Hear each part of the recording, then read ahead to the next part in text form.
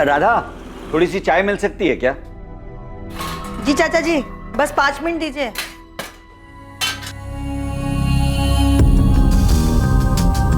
संतोष, जरा फोन तो लगाना, सीमा कहाँ पहुंची है? ये देखता हूँ। माँ को ऐसा लगता है जो सीमा दीदी बोलेंगी वो मैं मान लूंगी।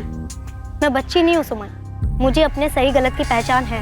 लेकिन नम्रता, तुम्हारे मम्मी पापा, मेरी मम्मी और बाकी सब लोगों की तरह वही मानेंगे जो सीमा बुआ कहेंगी। आने दो, देखते हैं क्या बोलती हैं।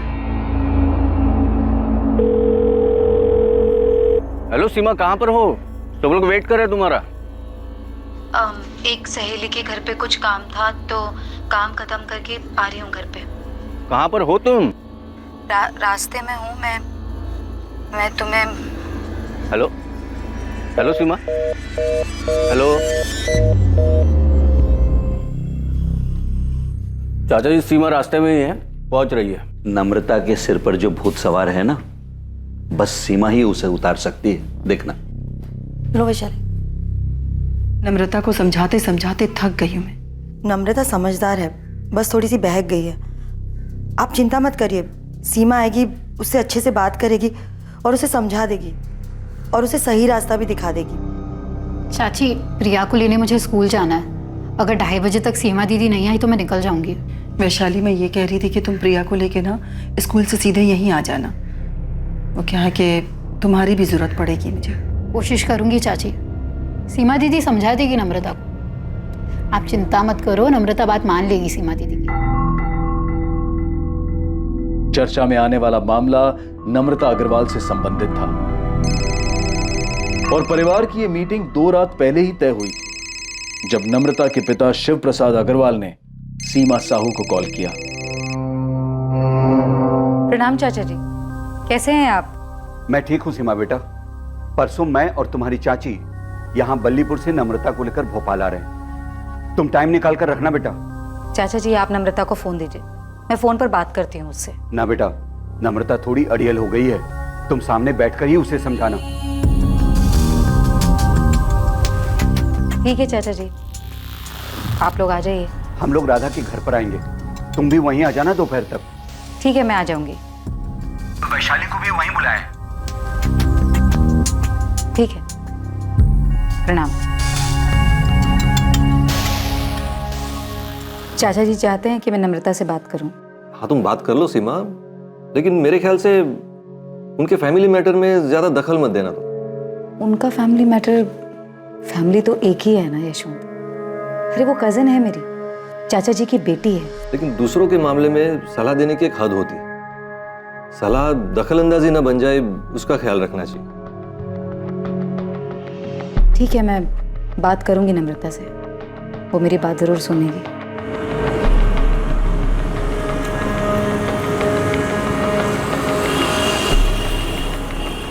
और 21 मार्च को शिव प्रसाद अग्रवाल और लता अग्रवाल अपनी बेटी नम्रता को लेकर सीमा के पास सलाह मशवरे के लिए भोपाल पहुंच गए।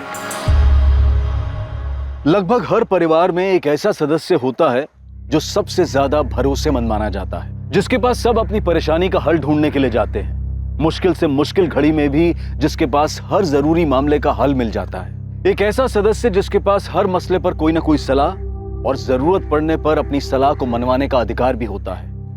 और इस परिवार की वो सदस्य है सीमा साहू। लेकिन 20 साल की नम्रता के साथ संकट की इस घड़ी में सीमा साहू नहीं है। सीमा साहू ने कहा था कि वो आएगी, लेकिन वो नहीं आई। मैं तो ऑफिस में हूँ संतोष, मेरी कुछ बात नहीं हुई सीमा से। यशवंत, मेरी 1 घंटे पहले सीमा से बात हुई थी, करीब 1:45 बजे। सीमा ने बोला था कि वो अपनी सहेली के यहाँ पे है और थोड़ी देर में पहुंच जाएगी। 3:15 बज गए, अभी तक आई नहीं वो।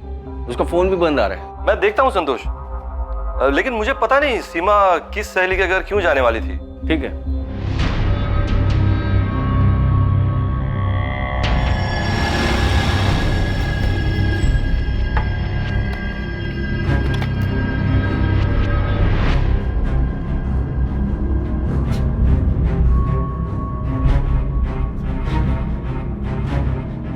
हाँ राजेश, बेटा मम्मी घर पर है क्या?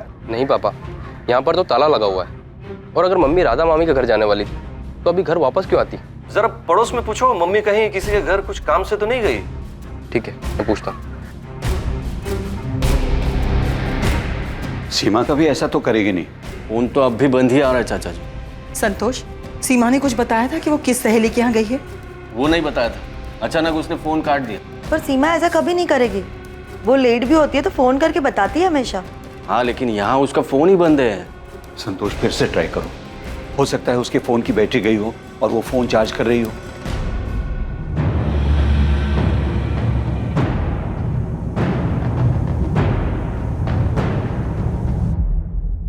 पांडे जी, हॉस्पिटल्स में चेक कराइए कि कहीं कोई एक्सीडेंट का केस वेस तो नहीं आया। सीमा साहू है ना नाम? जी, सीमा साहू, 39 साल। मैडम, मेरी वाइफ कभी ऐसा नहीं करती। वो कभी अपना फोन ऑफ नहीं रखती। मम्मी घर से 11 बजे निकली थी। मैंने पड़ोस में रहने वाली गायत्री आंटी से पता किया।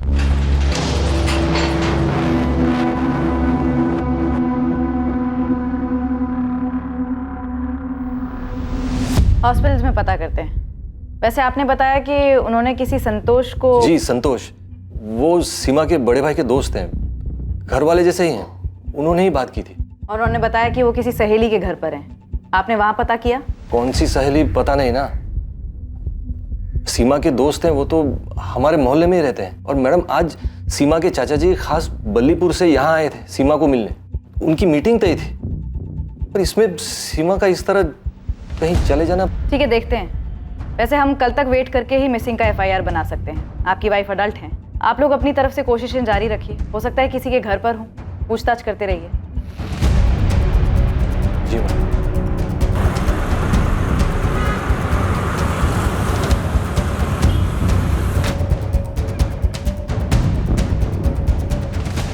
क्या कहा पुलिस ने? अभी तक 3 हॉस्पिटल में चेक कर लिया, कहीं कोई एक्सीडेंट का केस नहीं आया। चाचा जी, मैंने बहुत जगह पूछा, कहीं कोई रिक्शा विक्शा के एक्सीडेंट की खबर नहीं है। तो कहाँ गई होगी सीमा?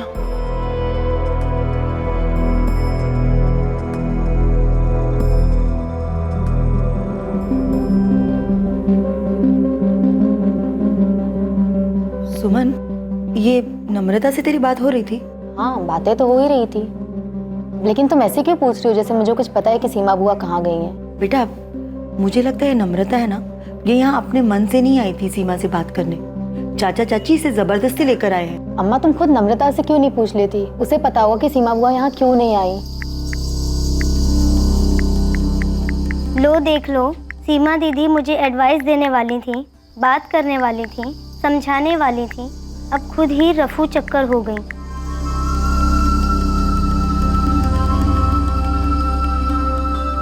मैंने कहा था तुझसे नम्रता, जो होगा अच्छे के लिए ही होगा, टेंशन मत लेना।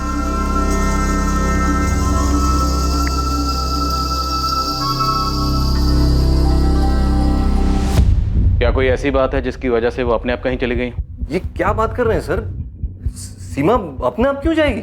हाँ सर, सीमा दीदी अपने आप क्यों जाएगी? उनका परिवार है, पति है, बेटा है, हम सब हैं। सीमा हमारे परिवार की मुखिया जैसी है, सब सलाह लेते हैं उससे। वैशाली, ये जो आपकी कजन है नम्रता, इसका क्या माजरा? उससे क्या बात करनी थी? सीमा को क्या समझाना था उसे? फैमिली मैटर था। तो फिर जाइए और जाकर अपना फैमिली मैटर सॉल्व करिए। जब तक आप हमें पूरी बात नहीं बताएंगे, हम उसे ढूंढेंगे कैसे? सर, नम्रता के गांव बल्लीपुर में एक लड़का है, हिमांशु कनौजिया। नम्रता उससे शादी करना चाहती है।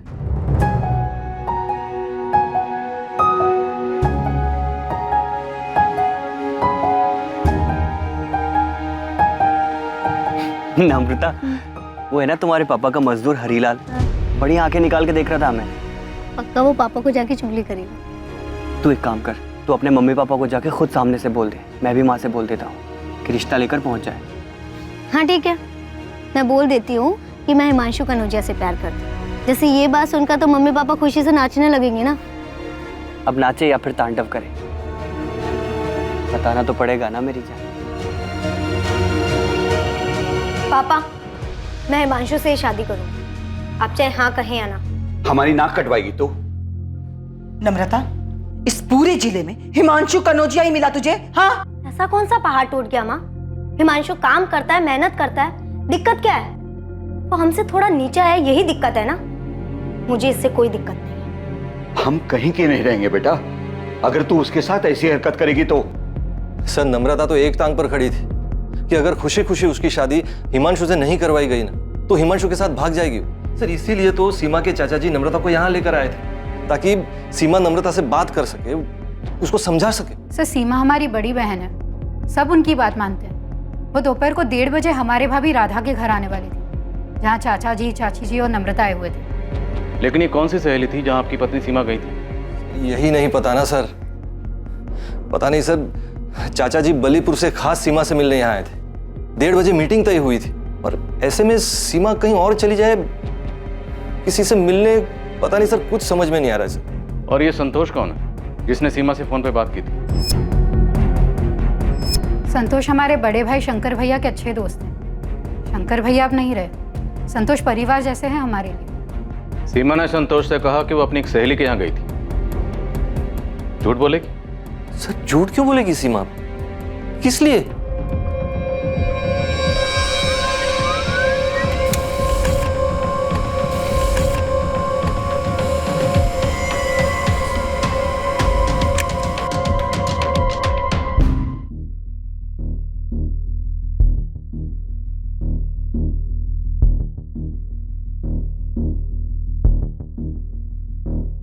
सारे हॉस्पिटल चेक किए, एक्सीडेंट तो नहीं हुआ है। नॉर्मल नहीं है साहब, ऐसे गायब होना। ये पक्का आप जो नम्रता बोल रहे हैं उसके कनेक्शन से कुछ हुआ होगा, क्योंकि घर की एक जिम्मेदार औरत जिस पे पूरे परिवार वाले अपने अहम फैसले लेने के लिए निर्भर करते हो, वो खुद से तो गायब नहीं हो सकती। नम्रता वाला एंगल हम चेक करेंगे, वहाँ बल्लीपुर में उसके बॉयफ्रेंड हिमांशु कन्नौजिया से भी बात करेंगे।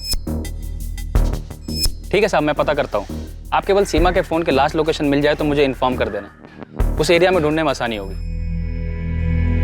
कमाल कर रही हैं आप विशाली दीदी, और चाचा जी को भोपाल बुलाकर यहाँ सीमा दीदी बल्लीपुर क्यों आएगी? और अगर हमारे घर यहाँ आना होता उन्हें तो क्या बता के नहीं आएगी? मुकेश 3 दिन हो गए, सीमा दीदी का कुछ पता नहीं चल रहा। ऐसे कहाँ चली गई वो? ये पक्का हिमांशु और नम्रता का किया कराया है। चाचा जी भी अजीब है, अगर नम्रता का ऐसा कुछ चल भी रहा था तो यहाँ आके हमसे बात नहीं की है, वहाँ सीधा भोपाल पहुँच गए। मुकेश अभी ये सब बात करने का टाइम नहीं है, दीदी गायब है, पहले उन्हें ढूंढना है। क्या हुआ, कुछ पता चला मुकेश? नहीं, बस सीमा दीदी का फोन अभी भी बंद आ रहा है। तंग आ गई होगी, हर किसी का प्रॉब्लम सुलझाते सुलझाते। तंग आ भी गई होगी तो क्या जीजा जी और राजेश को छोड़ के चली जाएंगी? बोलो। देखो अब कहाँ मिलती हैं, कहीं तो गई होगी। असलम कुछ नाश्ता बनाऊं? नहीं रहने दो, आज काम कुछ ज्यादा है। मेरी कोई जरूरत हो तो फोन कर लेना। ठीक है, मैं जीजा जी से मिलाती हूँ, परेशान होंगे वो लोग। ठीक है, मिला, मैं निकलता हूँ।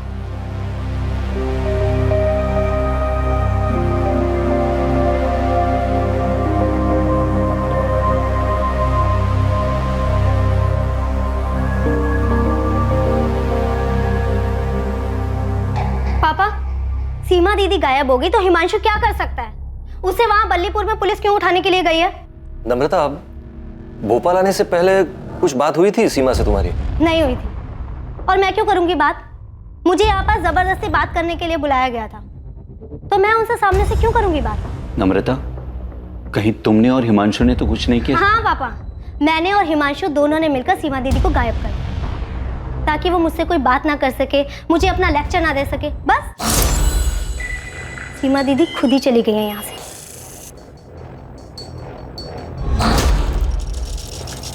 सर, सीमा साहू का फोन 21 मार्च को हाथी चौक एरिया में स्विच ऑफ हुआ। टाइम 1:49। कितने बजे के करीब ही संतोष ठाकुर की सीमा से फोन पर बात हुई? हेलो सीमा, कहाँ पर हो? तुम लोग वेट कर रहे हैं तुम्हारा। हाँ सर, संतोष से बात की मैंने, उसने बताया कि सीमा ने अचानक फोन काट दिया। उसने कहा था कि वो अपने किसी सहेली के यहाँ पे है। मैंने पूछा कितना टाइम लगेगा, तो सीमा बोल ही रही थी कि उसका फोन कट गया। आप खुद ही सुन लीजिए। हेलो सीमा, कहाँ पर हो? तुम लोग वेट कर रहे हैं तुम्हारा। एक सहेली के घर पे कुछ काम था, तो काम खत्म करके आ रही हूँ घर पे। कहाँ पर हो तुम? रास्ते में हूँ मैं तुम्हें। हेलो हेलो सीमा, तुमने ये बातचीत रिकॉर्ड क्यों की? वो मेरा कॉल रिकॉर्डिंग हमेशा ऑन रहता है। संतोष से बातचीत के दौरान फोन कट हुआ और फिर स्विच ऑफ हुआ। लेकिन सर 21 मार्च को सिर्फ एक और ऐसा नंबर है जिससे सीमा के नंबर पर कॉल आया था। किसका नंबर है? असलम शेख का। हेलो, हाँ हाँ जी, वो सीमा दीदी हमारी पत्नी वैशाली की बड़ी बहन है। तुमने 21 मार्च की सुबह सीमा से बात की जिस दिन वो लापता हुई? जी जी जी, बात की थी हमने। तुम्हें सीमा के कहीं जाने या गायब होने की जानकारी है? उस दिन सीमा दीदी एक ही बात को लेकर बहुत परेशान थी। उनकी चचेरी बहन है नम्रता, उससे बात करके उनको कुछ समझाना था। हमारी पत्नी वैशाली ने हमसे फोन करके कहा था हम बात कर लें दीदी से, इसीलिए हमारी बात हुई थी सुबह 8 बजे। और कॉल रिकॉर्ड्स के हिसाब से भी असलम का फोन 8 बजे का ही। इस सीमा साहू के बारे में और पता करो, पूरा परिवार से सलाह लेते, तो मतलब काफी समझदार और मैच्योर किस्म की लेडी, ऐसे तो कहीं नहीं जा सकती। कॉल रिकॉर्ड्स निकलाओ और देखो कि और किस किस से बात होती रही है। सीमा अपनी भाभी के घर जाने के लिए अपने घर से निकली थी। वो नम्रता और हिमांशु कनौजिया के रिश्ते के बारे में बात करने के लिए जा रही थी। पूरे 4 दिन बीत चुके थे, लेकिन सीमा अब तक नहीं पहुंची थी। क्या सीमा का गायब होना सीमा को नम्रता और हिमांशु के रिश्ते में कोई भूमिका निभाने से रोकने की एक सोची समझी साजिश थी? हाँ सर, भोपाल जाने से पहले मेरी और नम्रता की बात हुई थी कि कैसे सीमा दीदी को समझाए कि वो नम्रता को ज्यादा ज्ञान ना बांटे, उल्टा उसके मम्मी पापा को समझाए। हम कुछ गलत नहीं कर रहे थे सर, उससे शादी करनी है हमको। तो देखा कि सीमा साहू को समझाना मुश्किल होगा, इसीलिए तुमने और नम्रता ने गलत रास्ता अपनाया। सीमा दीदी कुछ ज्यादा ही दखल अंदाजी करती हैं सबके लाइफ में, बड़ा जज समझती हैं अपने आप को। तू वैशाली दी से बात कर ले। मैंने वैशाली दीदी से भी बात की थी। अब तो मुझे सपोर्ट करो वैशाली दीदी, क्या सब कुछ सीमा दीदी के हुक्म से ही चलेगा? नम्रता, मैं कुछ भी बोलूं पर तुम्हारे पापा सिर्फ सीमा दीदी की बात सुनेंगे।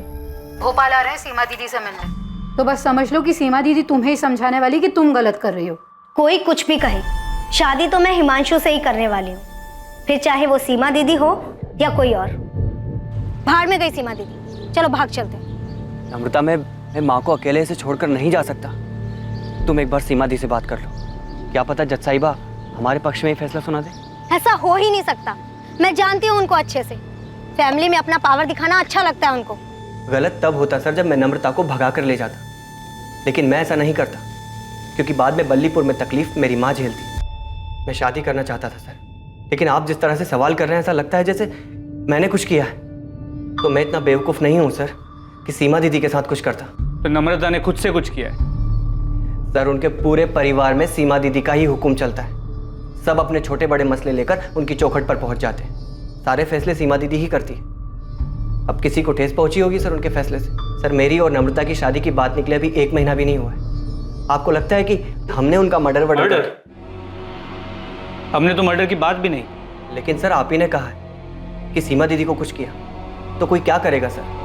अगवा करके कोई ऐसे ही रखेगा क्या? तो मर्डर हुआ है उसका? अरे सर, आप तो मुझे ही चक्कर में फंसा रहे हैं सर। मैंने तो बस ऐसे ही कहा है।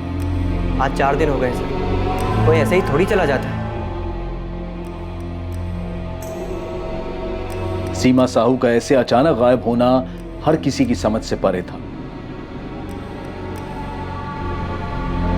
सीमा के चाचा शिव प्रसाद और चाची लता खुद को इस घटना के लिए जिम्मेदार मान रहे थे। कहीं सबके पीछे की वजह यह तो नहीं थी कि वो सीमा से अपनी बेटी के लिए सलाह मशवरा करना चाहते थे। परिवार के सभी लोग सीमा को अपनी शक्ति का स्रोत और सबसे विश्वसनीय मानते थे, लेकिन अब किसी को समझ में नहीं आ रहा था कि सीमा कहां चली गई और उसके साथ क्या हुआ।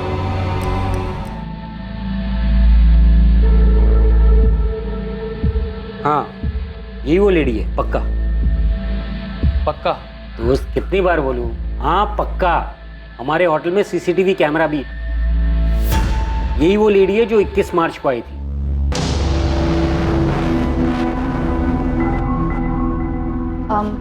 Room number 201, Mukhtar Syed. आपका नाम? सीमा साहू। 1 मिनट।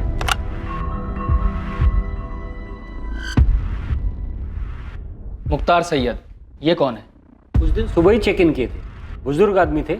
21 मार्च को चेक इन किए थे और 22 मार्च की सुबह को चेकआउट कर दिए थे।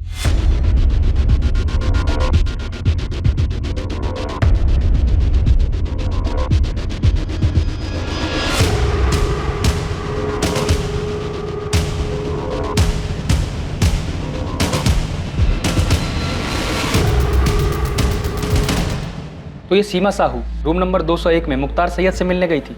हाँ, मैंने मुख्तार जी से बात की थी और फिर इस लेडी को उनके कमरे में भेजा था।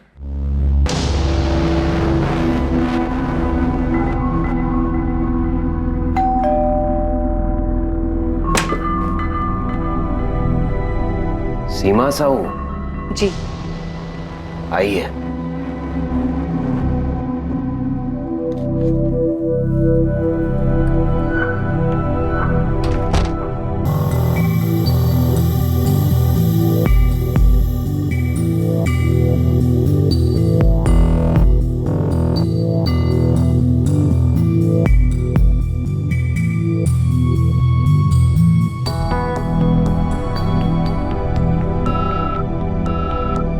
ये रेड साइन होटल हाथी चौक पर है मैडम, जहां आपने कहा था कि सीमा साहू का फोन स्विच ऑफ हुआ है। लेकिन सीमा ये मुख्तार सैयद से मिलने क्यों गई थी? कौन है ये मुख्तार सैयद?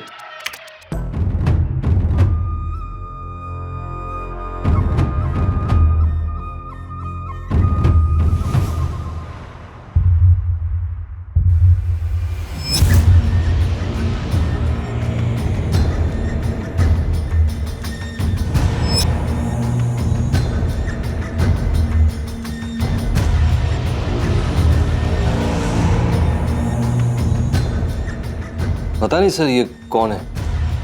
हमें होटल के रिकॉर्ड से ये आधार कार्ड मिला है।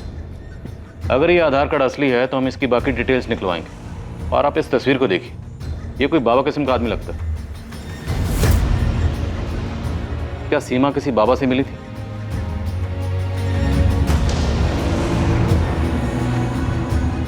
ये जो बुरी ताकतें हैं सीमा, हमें उन पर काबू पाना है।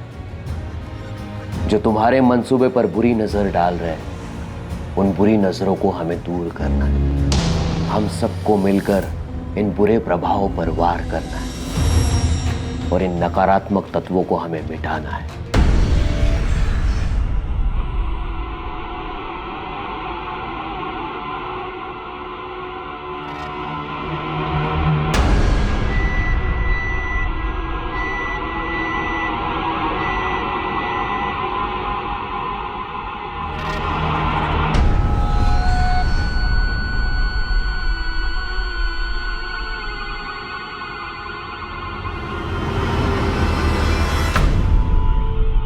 क्या इससे वो सारी बुरी शक्तियां खत्म हो जाएंगी जो आसपास मंडरा रही हैं? सब कुछ खत्म हो जाएगा, धीरे धीरे सब कुछ खत्म हो जाएगा।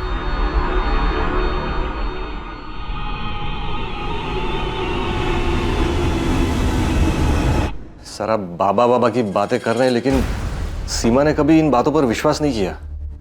सर ये मुख्तार सैयद है कौन? राजेश, सब कुछ तुम्हारे सामने है। तुम्हारी माँ कहाँ गई थी, किससे मिलने गई थी? सर जो आप आदमी दिखा रहे थे मुख्तार सैयद, सर ये तो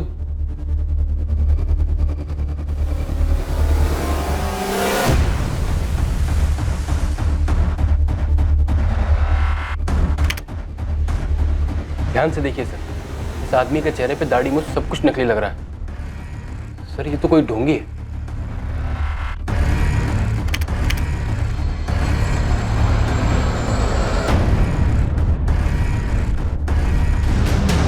सही कह रहे हो राजेश, इसकी दाढ़ी मूंछ नकली लग रही है।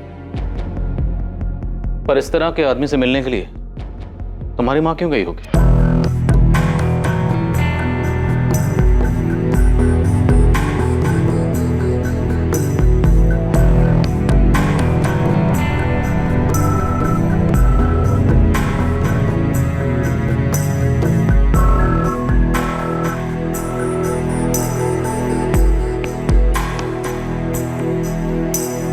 सीमा कभी किसी बाबा के पास नहीं गई।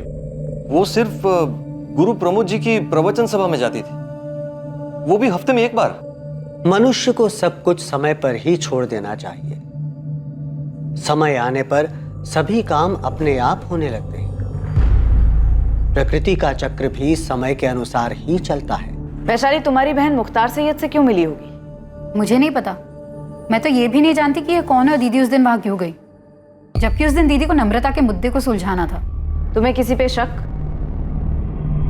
हम गुरु प्रमोद जी से तो बात करेंगे ही, पर क्या कोई ऐसा है जिस पर आपको शक हो क्योंकि आपकी पत्नी सीमा को देखकर ऐसा लग रहा है जैसे कुछ ठीक नहीं है।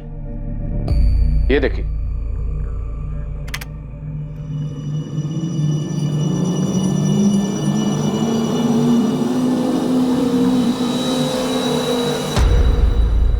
सीमा जिस तरह से चल रही है ऐसा लग रहा है जैसे ये नशे में।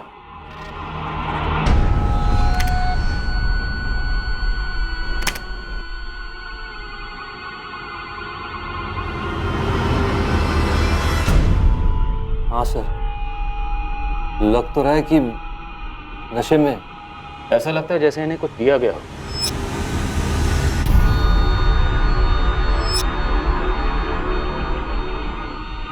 हाँ, ऐसा लग रहा है कि सीमा दीदी को किसी ने कोई नशीली चीज खिलाई पिलाई होगी। ऐसा ही लग रहा है।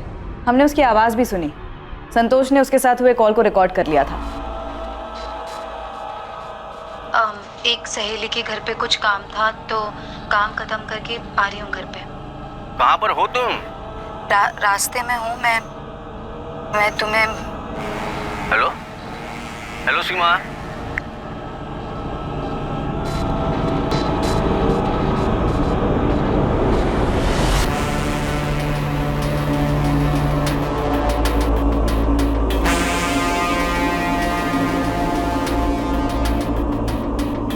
रास्ते में हूँ मैं तुम्हें।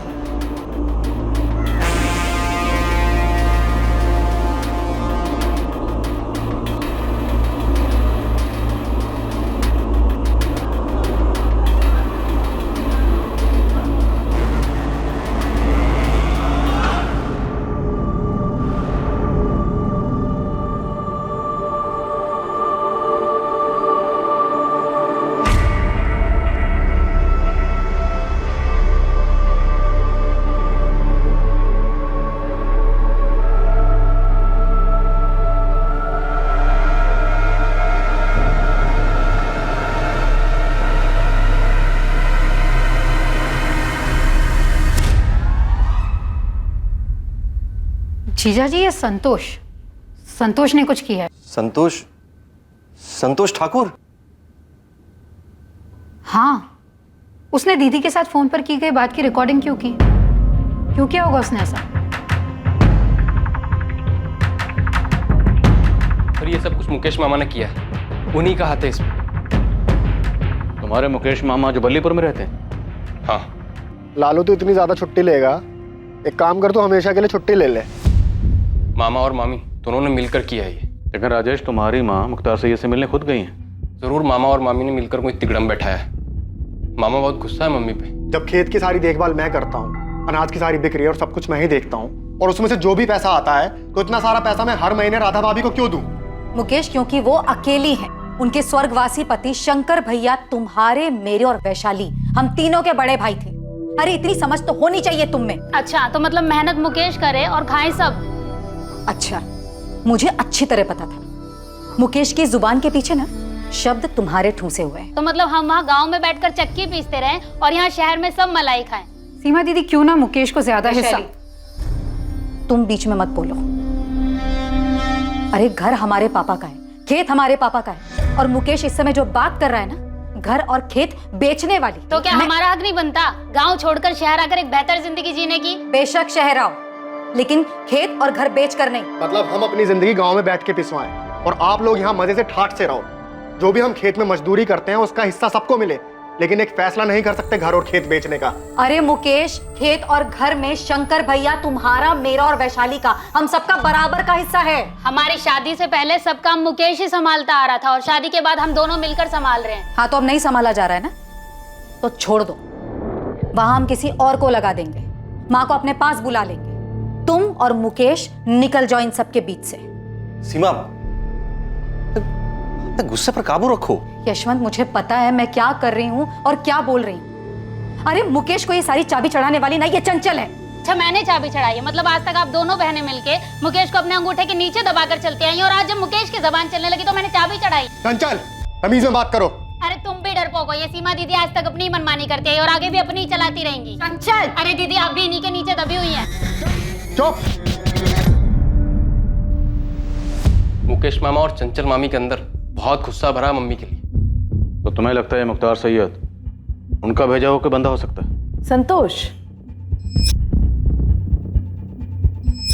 हाँ, हमें भी डाउट तो हुआ था कि संतोष ने कॉल रिकॉर्ड क्यों किया। जीजा जी मानने को तैयार नहीं है, लेकिन मैं कह रही हूँ, ये संतोष की नज़र दीदी की तरफ मुझे कभी ठीक नहीं लगी। मुझे भी अजीब लग रहा है कि उसने आके दीदी का कॉल रिकॉर्ड क्यों किया। क्या हुआ था सीमा साहू के साथ? किसी को भी नहीं पता था कि सीमा मुख्तार सैयद से मिलने क्यों गई थी, और ना ही किसी को यह अंदाजा था कि वो ऐसा क्यों करेगी। हालांकि सीमा के बेटे राजेश को अपने मामा मुकेश और मामी चंचल पर शक था, और सीमा की बहन वैशाली सीमा के दोस्त संतोष ठाकुर को कटघरे में खड़ा कर रही थी। लेकिन मुख्तार सैयद का खुलासा सबके लिए चौंका देने वाला था। एड्रेस तो यही है सर, लेकिन मैं यहाँ 15 सालों से रहता हूँ। इदरीस खान नाम है मेरा। और सर, मैंने आज तक किसी मुख्तार सैयद नाम के आदमी को यहाँ हुसैन नगर में न देखा है न सुना है। जरा ध्यान से देखिए, फोटो से भी पहचान में नहीं आ रहा। नहीं सर, चाहिए तो मस्जिद के इमाम साहब से भी पूछ के देखता हूँ, लेकिन ये एड्रेस मेरा ही है।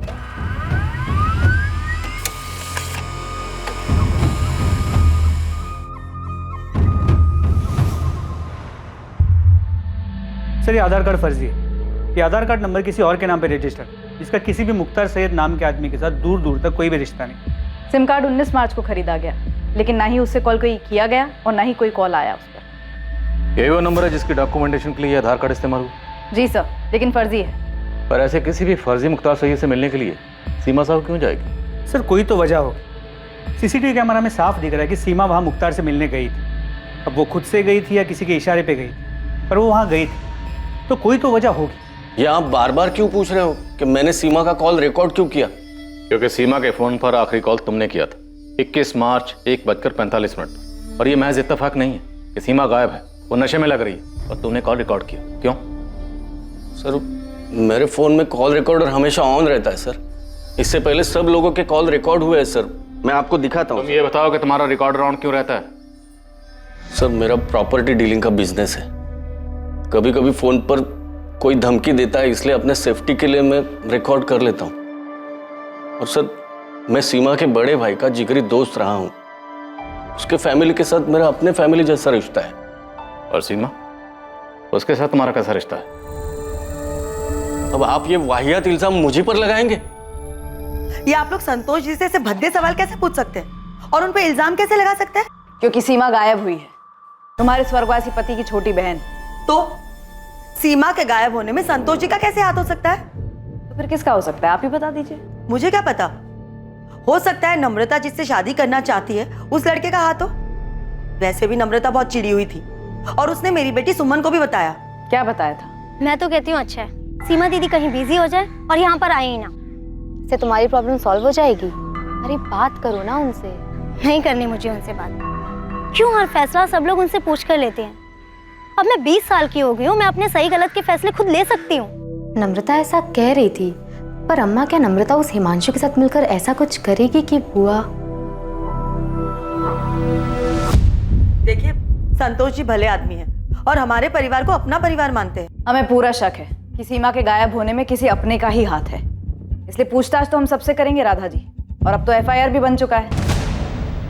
संतोष जी भले आदमी हैं और हमारे परिवार को अपना परिवार मानते हैं। हमें पूरा शक है कि सीमा के गायब होने में किसी अपने का ही हाथ है, इसलिए पूछताछ तो हम सबसे करेंगे राधा जी। और अब तो FIR भी बन चुका है। मैं क्यों अपनी दीदी के साथ कुछ करूंगा? तूने जो कुछ भी किया है उसकी वजह है तेरे पास मुकेश। अरे आप लोग क्या बात कर रहे हैं? मुकेश तो अपनी दीदी के सामने भीगी बिल्ली बनकर रहता है। तो तुम सबसे आंख मिला के बात करती हो? हाँ करती हूँ, और आपसे भी करूंगी अगर आप लोग हम पर गलत आरोप लगाएंगे तो। पर मेरी बेटी कहाँ है? कहाँ चली गई वो? माँ जी, पिछले 7 दिनों से हम भी उसे ढूंढने की कोशिश कर रहे हैं, लेकिन अब तक हम उसे ढूंढ नहीं पाए। और इसी सिलसिले में मुकेश और चंचल को पूछताछ के लिए ले जा रहे हैं। लेकिन सर 21 मार्च को मैं यहीं गाँव में था। और आपके पास सबूत क्या है कि मुकेश ने यहाँ गाँव में बैठकर कुछ कराया हो? सबूत तो फिलहाल हमारे पास तुम्हारे खिलाफ भी नहीं है, इसीलिए पूछताछ बोल रहा हूँ। अगर सबूत होता तो इतने प्यार से बात नहीं करता। आपको पक्का हमारा नाम यशवंत जीजा जी ने दिया होगा। दिया जिसने भी हो, वजह तुम्हारे पास थी मुकेश। वजह किसके पास नहीं है सर? सभी तो सीमा दीदी के थाक से थक चुके थे, खुद यशवंत जीजा जी भी। ये नहीं बताया उन्होंने? सीमा साहू की थाक से? तुम्हारी ये बड़ी बहन क्या कोई गैंग लीडर थी? गैंग लीडर का तो पता नहीं सर, लेकिन हम सब भाई बहन, उनका पति, उनका बेटा राजेश, सब पर उनकी धाक थी। घर में सबसे बड़ी थी वो, इसलिए पापा जी ने सारी कमान उनके हाथ में दे दी। सब पर राज चलाती थी वो। ये क्यों नहीं बताया यशवंत जीजा जी ने आपको? सीमा, कभी कभी तुम्हारा दूसरों की जिंदगी पर हावी होना दखल अंदाजी की हद तक चला जाता है। यशवंत, अगर मैं फैसले लेना बंद कर देती ना तो सबकी जिंदगी बिखर गई होती अब तक। ये तुम्हारी गलतफहमी है सीमा। दूसरों के बारे में फिक्र करना अच्छी बात है। लोग जब तुम्हारे पास सलाह मशवरा करने आते हैं वो अलग बात है, लेकिन जब तुम दूसरों की जिंदगी में सही गलत के फैसले लेने बैठ जाती हो ना, वो गलत है। यशवंत, जो इंसान फैसला लेता है ना उसे सही गलत का पता नहीं होता। वो बस एक फैसला लेता है और उस एक फैसले को सही बनाने की कोशिश करता है, उसे सही दिशा देता है। मैं भी बस वही कर रही हूं। सीमा, हर एक का नजरिया तुम्हारे जैसा नहीं होता। तुम्हारा फैसला किसी के लिए गलत भी हो सकता है, और अगर कभी किसी को तुम्हारा फैसला ज्यादा गलत लग गया ना तो वो कुछ बहुत गलत कर सकता है। और सिर्फ जीजा जी ही क्यों, उनका बेटा राजेश वो भी चिढ़ता है अपनी माँ से। मम्मी, मैं 18 साल का हो चुका हूँ। मेरे फोन में और मेरा बैग में ताक झाक करना बंद करो। मुझसे इस तरह से बात करने की हिम्मत कैसे हुई तेरी? तो क्या करूं मम्मी? मैं दूसरों की तरह तुम्हें अपनी जिंदगी के फैसले नहीं लेने दे सकता। सॉरी मम्मी, ये मेरी जिंदगी है और इसे मैं अपने हिसाब से जीना चाहता हूँ। प्लीज मुझे जीने दो। वैशाली, अब तू मुकेश की तरफदारी करना बंद कर और अपना घर संभाल, ठीक है? तुम समझती क्या हो अपने आप को दीदी? किसी भी बात पे मुझे ही ताना मारोगी? वैशाली, तुम्हें सही गलत की परख नहीं है। हाँ हाँ, भगवान ने हमारे हिस्से की भी सही गलत की समझ तुम्हें ही दी है। तुम जीजा जी को तो कुछ बोलने देती हो नहीं, और यहाँ मुझे लेक्चर देती हो कि मैं अपना घर संभालूं। सीमा, मुझे चेक मिला अब, लेकिन हर महीने तुम जितना भेजती हो उससे ज्यादा है इस बार। हाँ भाभी। अच्छा, सुमन को जो एक्स्ट्रा क्लासेस ज्वाइन करनी थी ना उसके कोर्स के लिए, उसे ज्वाइन करने दीजिए। हमारी सुमन पढ़ाई में बहुत अच्छी है भाभी, और शंकर भैया भी तो चाहते थे ना उसे खूब पढ़ाना। सीमा, कितना ख्याल रखती हो तुम हमारा। हमारी हर छोटी सी छोटी बात तुम्हें याद है। और सिर्फ मैं नहीं, आप भी हर छोटी से छोटी चीज़ों का ध्यान रखती हैं, और सिर्फ मेरी नहीं, पूरे परिवार की। फिर मेरा भी तो इतना फर्ज बनता है ना। इतना प्यार दिया ना तुमने कि मुझे कभी उनकी कमी का। भाभी, आप हमारे ही परिवार का हिस्सा हैं। और सर लिख के ले लो, सिर्फ राधा भाभी हैं जो सीमा दीदी के गुणगान गाएंगी, क्योंकि जब उन्हें पैसे मिलते हैं तो वो आंख भी मूंद लेती है। किससे आंख मूंद लेती है राधा? वही जो चल रहा है सीमा दीदी और संतोष भैया के बीच।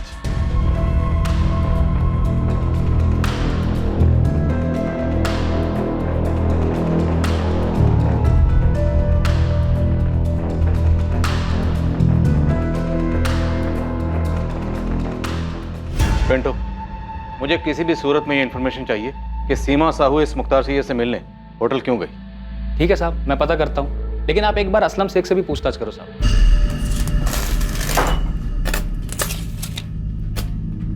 हे हाशिम, इधर आ। ये दरवाजे का माप था ना तेरे पास बराबर, ये 4 इंच छोटा कैसे हो गया? असलम भाई, पहले माप देखो आप।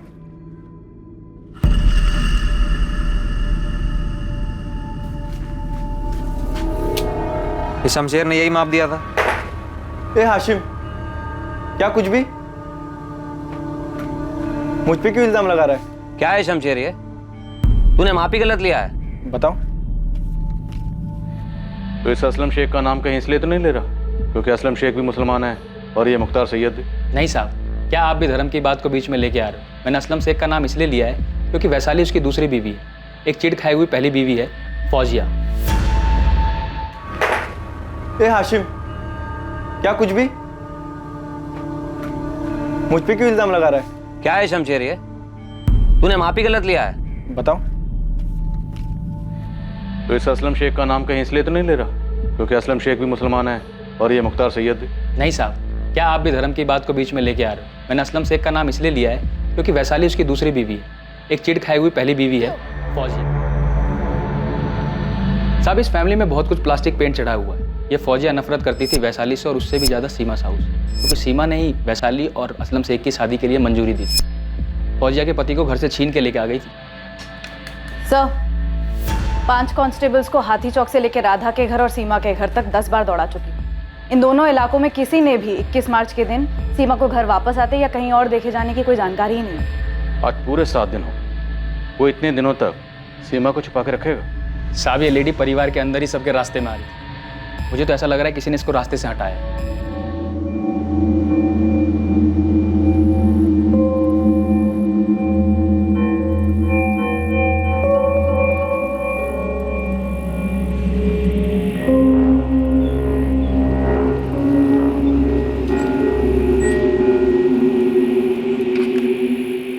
पता है, मुकेश भैया और चंचल भाभी को पुलिस पकड़ के ले गई है। हाँ, और वहाँ भोपाल में भी काफी हलचल है। तेरे मम्मी पापा क्या बोल रहे हैं? पूछ रहे हैं मुझसे बार बार कि कैसे मैंने सीमा दीदी को गायब कर दिया, जैसे मैंने कोई झाड़ फूक करके उनको अपने वश में कर लिया।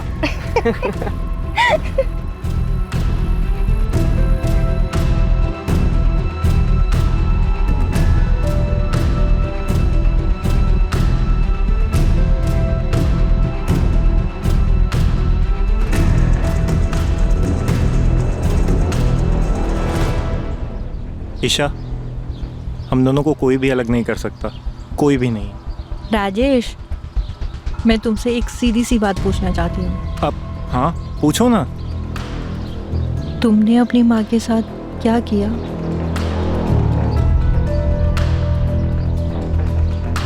कभी कभी लगता है कि सीमा को ऐसे सब लोगों के लाइफ में घुसना नहीं चाहिए था। संतोष जी, आपको वो कॉल रिकॉर्डिंग डिलीट कर देनी चाहिए।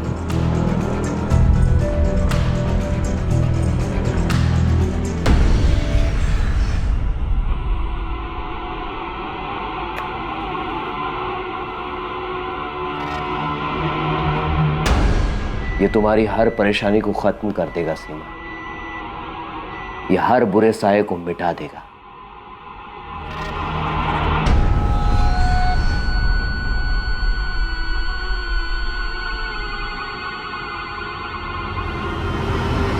हमें सबसे अलग अलग पूछताछ करनी होगी सर। सबको कोई ना कोई शिकवा रहा है इस सीमा साहू से। सर, मुझे इस बात का डर है कि शायद हम सीमा साहू को जिंदा ना पाए। मुझे भी यही लग रहा है। ऐसा लगता है कि सीमा साहू को बुरी तरह से किसी जाल में फंसाया गया, और ये जाल उसके किसी अपने नहीं बिछाए। सीमा साहू एक दृढ़ महिला थी, वो ऐसी बिल्कुल नहीं थी कि इतनी आसानी से कोई गलत कदम उठाए और मुख्तार सैयद जैसे फर्जी आदमी से मिलने चली जाए। जी सर, बिल्कुल किसी अपने ने ही धोखा दिया है सीमा को, या फिर ये भी हो सकता है कि सारे अपनों ने मिलकर साजिश रची ताकि हमें कोई सुराग ना मिले। वाह मुकेश, पुलिस की गाड़ी में तो तुम्हारे तेवर ही कुछ अलग थे। तुमने तो सारा चिट्ठा ही खोल दिया सबका। तुम्हें लगता है पुलिस हमारा भरोसा करेगी? यही तो प्रॉब्लम है ना तुम्हारे साथ। सीमा दीदी ने ना तुम्हें खुद पर ही भरोसा ना करने लायक बनाकर छोड़ा। अरे कॉन्फिडेंस दिखाओ, थोड़ा कॉन्फिडेंस।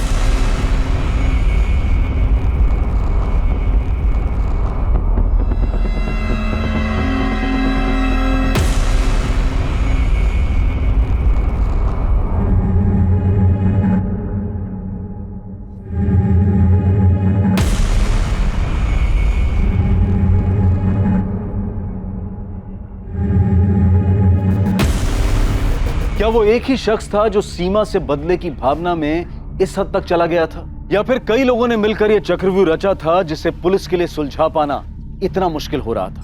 सीमा साहू गुरुजी के पास जाया करती थी। क्या गुरुजी के पास सीमा साहू के इस तरह अचानक गायब हो जाने का जवाब था? सीमा एक बहुत ही भली और न्यायप्रिय महिला थी, जो अपने परिवार के हर व्यक्ति के बारे में सोचती थी। ऐसे ही होते हैं जिम्मेदार। सीमा के सर पर भी जिम्मेदारी का बड़ा बोझ था। सीमा के भी परिवार में ऐसे बहुत से लोग होंगे जो हर चीज के लिए उसे जिम्मेदार ठहराते होंगे। क्या सीमा ने इस बारे में आपसे कोई जिक्र किया था? सीमा मेरी सभा में हमेशा आया करती थी। यहाँ उसे शांति सी मिलती थी, कभी कभी बातें भी किया करती थी। हाँ, कुछ था उसके मन में जो उसे परेशान कर रहा था। मैं नहीं जानती गुरुजी, लेकिन हाँ मैं ये जानती हूँ कि मैं हर वक्त सही नहीं हो सकती, लेकिन अगर हर किसी को सही निर्णय और सही फैसले के लिए मुझी से उम्मीद है तो मैं क्या कर सकती हूँ? कभी कभी समय को अपना काम करने देना चाहिए सीमा। मैं हर चीज समय पर नहीं छोड़ सकती गुरुजी, और उसमें खास तौर पर जब हर कोई अपनी परेशानी का हल ढूंढने के लिए मेरे ही दरवाजे पर आकर दस्तक दे। देखो सीमा, तुम सबकी परेशानी या उसके हल के लिए जिम्मेदार नहीं हो। क्या तुम अपने दरवाजे पर आने वाले हर एक इंसान को जवाब देना अनिवार्य समझती हो, या क्या तुम अपनी जिम्मेदारी के बोझ के तले इतनी बुरी तरह दब गई हो कि तुम्हें यह लगता है कि हर इंसान को अपनी परेशानी लेकर तुम्हारे दरवाजे पर दस्तक देने आना चाहिए? मैं श्योर नहीं हूँ गुरुजी, लेकिन शायद हाँ, क्योंकि कहीं ना कहीं मैं अपने परिवार के लिए सही डिसीजन लेते रहना चाहती हूँ। आखिर वो लोग मेरे अपने हैं और उन लोगों को मुझसे बहुत उम्मीद है। अगर तुम शांति चाहती हो तो तुम्हें दूसरों की अशांति से दूर रहना होगा। क्या यह अशांति इतनी बुरी थी? कि सीमा को घर से भागना पड़ा? जी, सीमा ऐसी नहीं थी। ये तो साफ तौर पर एक मायाजाल नजर आ रहा है। ऐसा कौन हो सकता है जो उसे मुख्तार सैयद के पास भेज सकता है? वो वहां क्यों जा सकती है? किसी जवाब की तलाश में ही गई होगी, ठीक उसी तरह जिस तरह वो यहाँ आई थी। आप सही कह रही, जरूर उसे किसी ने अपने जाल में फंसाया है। सर, मैं आपको पहले ही बता चुका हूँ कि 21 मार्च की सुबह को मेरी और सीमा दीदी की फोन पर क्या बात हुई थी। तुम्हारी और वैशाली की शादी से तुम्हारी पहली बीवी फौजिया काफी नाराज है ना? लेकिन सर, इस बात का सीमा दीदी से क्या नाता? हमें पता चला है कि सीमा की रजामंदी से तुम दोनों की शादी हुई थी, जिससे फौजिया की जिंदगी बर्बाद हो गई। सर, ये बात पूरी तरह से गलत है, बकवास है। मैं वैशाली और फौजिया दोनों का बराबर ख्याल रखता हूँ सर। मुझे समझ में नहीं आता कि आप लोग आखिर साबित क्या करना चाहते हैं। मैंने नम्रता से हर तरीके से बात की, वो कितनी भी बगावत कर ले, लेकिन अपनी बड़ी बहन सीमा को नुकसान पहुंचाने के सपने में भी नहीं सोच सकती। चाचा जी, मैं आपकी बात समझ सकता हूं, लेकिन एक बात खटक रही है। मुख्तार सैयद जैसे आदमी को मिलने के लिए सीमा कैसे जा सकती है, वो भी उसी दिन जिस दिन वो नम्रता को समझाने वाली थी।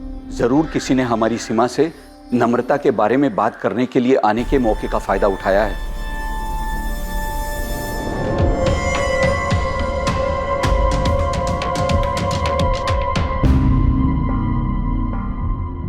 सर, मैं नहीं जानता ये मुख्तार सैयद कौन है। हाँ, अगर ये मुस्लिम है और मैंने सिर्फ पूछा तुम इसे जानते हो या नहीं। नहीं सर, मैं नहीं जानता इसे। अगर आपको शक है कि फौजिया ने कुछ किया है सीमा दीदी के साथ, तो फौजिया को उठा के पूछिए। आप असलम को क्यों उठा लाए? हमने सिर्फ पूछताछ के लिए उठाया है। आपने दो और दो जोड़ दिया। मुख्तार सैयद नाम है तो असलम। मैं कह देती हूँ, मैं पुलिस स्टेशन के बाहर अनशन पे बैठ जाऊंगी। आप लोग मेरे पति को बस इस वजह से परेशान करें क्योंकि इसमें धर्म का कोई लेना देना नहीं है, और तुम्हें तो ये समझना चाहिए कि हम तुम्हारी बहन को ढूंढने के लिए ये सब कर रहे हैं। तो फिर मेरी बहन को ढूंढिए। मैंने आपको पहले भी बताया कि सीमा दीदी के दोस्त संतोष ठाकुर है इसके पीछे। हमारे परिवार में हर कोई एक दूसरे पर इशारा कर रहा है, मालूम है ना तुम्हें? आपको जिस पे शक करना है कीजिए, जिसको जो पूछना है पूछिए, पर मेरे पति को इस बीच मत घसीटिए।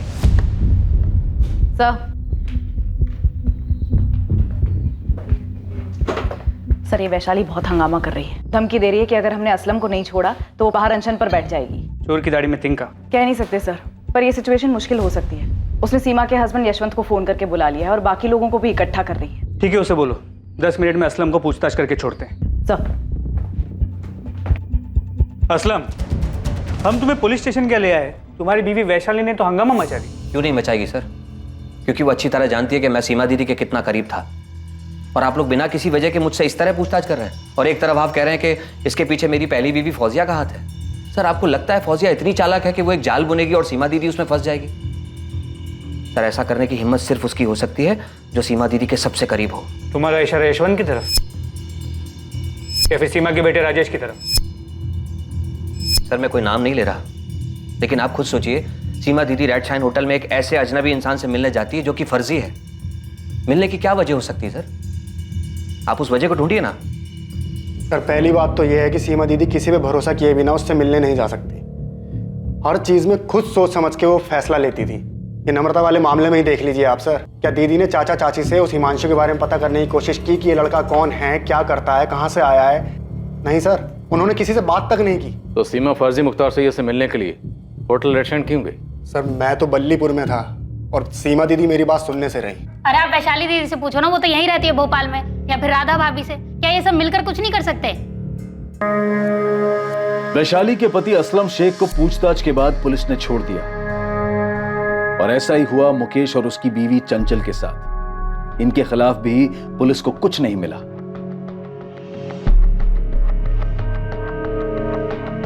पुलिस ने हर उस शख्स के फोन रिकॉर्ड्स चेक कर लिए थे जो सीमा साहू के करीब था।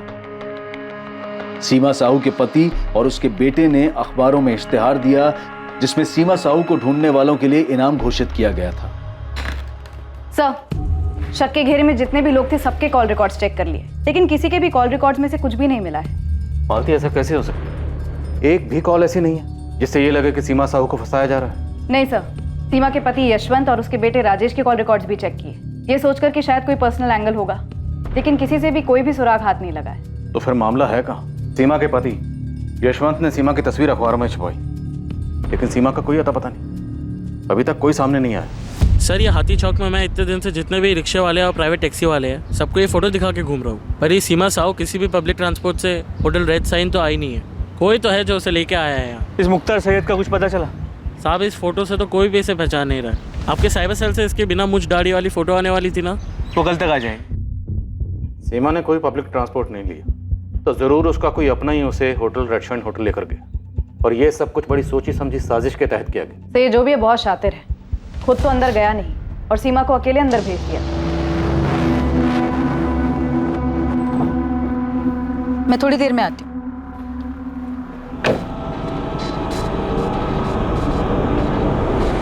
हाथी चौक के आसपास कोई दुकान, एटीएम, कहीं कोई सीसीटीवी नहीं है सर, लेकिन होटल रेड साइन के आसपास नहीं। सीमा जहाँ रहती है राठी कॉलोनी, वहाँ तो नहीं है। तो सीमा के जितने भी करीब है उनमें से किसी की भी मोबाइल लोकेशन सीमा के मोबाइल लोकेशन से मैच नहीं करती। 21 मार्च को सब लोग या तो काम में या कहीं और बिजी थे। और हिमांशु कनौजिया नम्रता का आशिक, उसकी तो बलीपुरा गाँव ही होगी। जी सर। और असलम शेख? असलम शेख अपने गांव महबूब नगर में ही था, उसका वहीं का लोकेशन आया। जैसा कि हमको पहले लगा था, अब तो ये और भी मुश्किल है कि सीमा को इतने दिनों तक बंदी बनाकर रखा गया होगा। लेकिन अगर सीमा के साथ कुछ और भी हुआ तो कहाँ हुआ, कैसे हुआ, किसने किया? सर ये सारे परिवार वाले एक दूसरे की ओर इशारा कर रहे हैं। हो सकता है सीमा से इन सबको कोई ना कोई शिकवा रहा होगा। पॉसिबिलिटी है कि सीमा ने अपने परिवार के अलावा भी किसी और की जिंदगी में भी दखलंदाजी की होगी।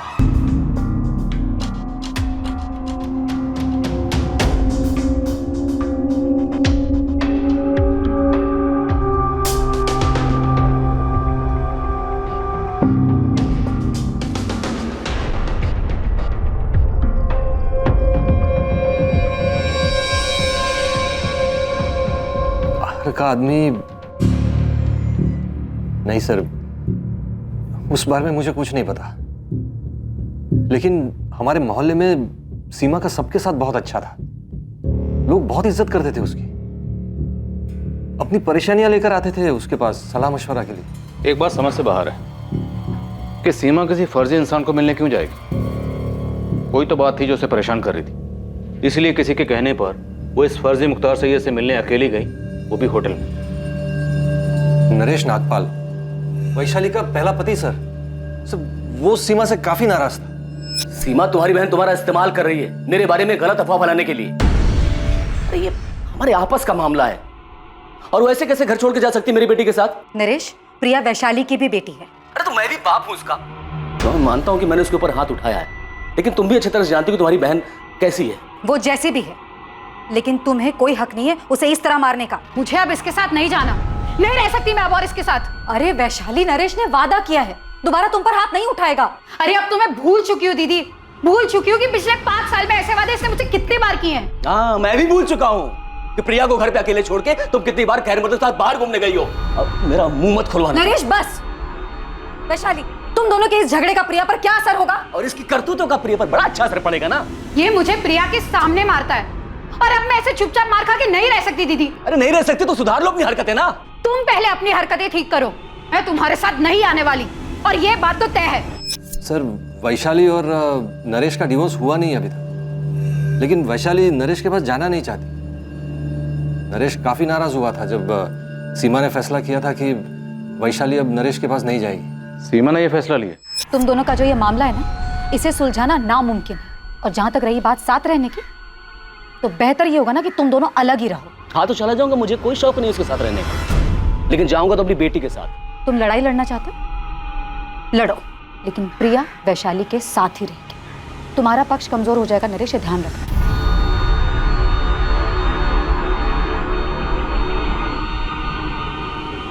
सीमा, मेरी एक बात याद रखना, ये बहुत महंगा पड़ेगा।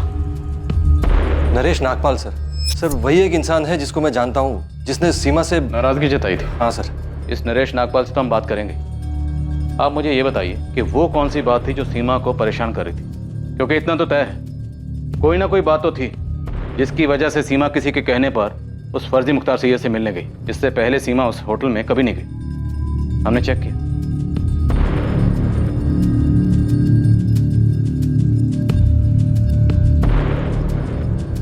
एक जवान आदमी बूढ़े के भेस में सीमा साहू से मिलता है, कहीं ये कोई हिस्ट्री शीट तो नहीं? सर हिस्ट्री शीटर्स को तो काफी खंगाला है। पिंटू खबरी ने भी काफी लोगों की तलाशी ली है।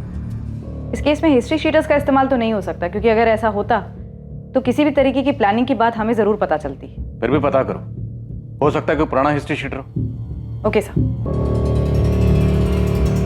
मालती, एक मिनट। जब हमने इस शख्स को सबसे पहले सीसीटीवी फुटेज में देखा था, तब सीमा के बेटे राजेश ने सबसे पहले ये पॉइंट आउट किया था कि इसकी मूछ, दाढ़ी और विग नकली है। ध्यान से देखिए सर, इस आदमी के चेहरे पे दाढ़ी मूछ सब कुछ नकली लग रहा है। सर ये तो कोई ढोंगी है। तो क्या राजेश को पहले से पता था कि असली नहीं, नकली? और जैसा कि हम सोच रहे हैं कि सीमा से कोई परेशान हो गया होगा, तो क्या ये परेशानी सीमा के अपने ही घर में उसके सबसे करीब थी? सीमा का बेटा राजेश, सर उससे पूछताछ करनी चाहिए।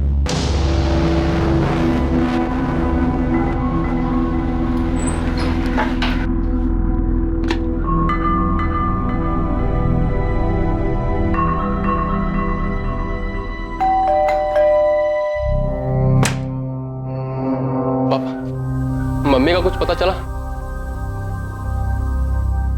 सीमा साहू की मौत हो चुकी थी और उसकी मौत को छुपाने के लिए उसकी डेड बॉडी को दीवार में चुनवा दिया गया।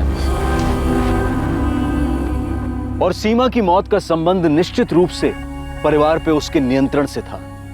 21 मार्च को सीमा साहू को एक ऐसे जाल में फंसाया गया जो सीमा की परेशानियों का अंत करने के झूठे प्रस्ताव के रूप में उसके सामने आया।